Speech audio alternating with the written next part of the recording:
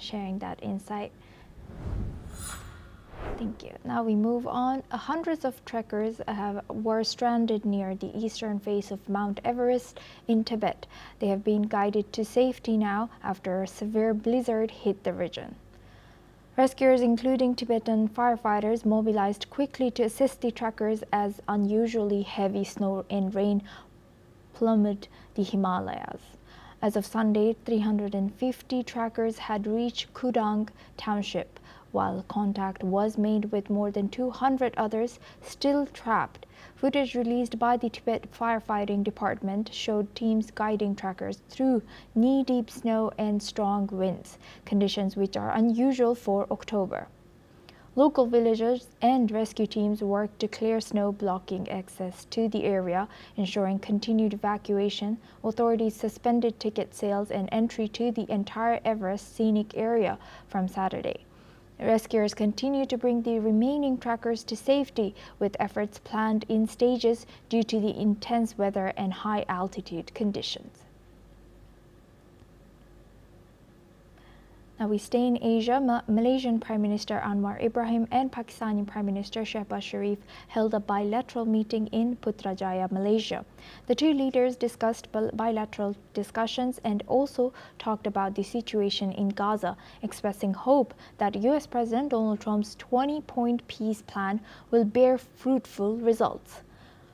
While the Malaysian Prime Minister stated that he disagrees with some points in the plan, he also said that he's hopeful for cessation of hostilities and what he called the insane bombings and killings by Israel.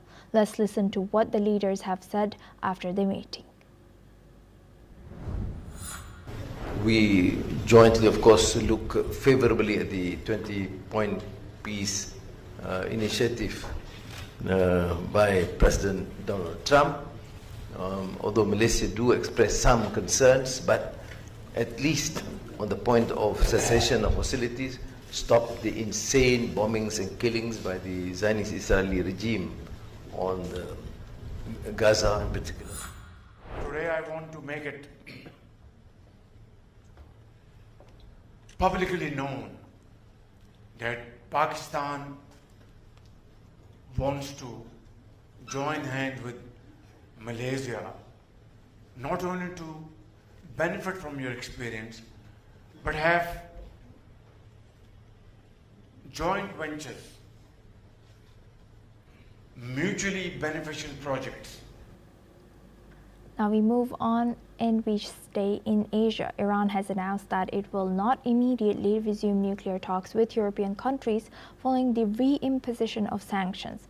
The Foreign Ministry has said that while diplomacy and consultations will continue, there are no current plans to negotiate. Let's listen into what he has said.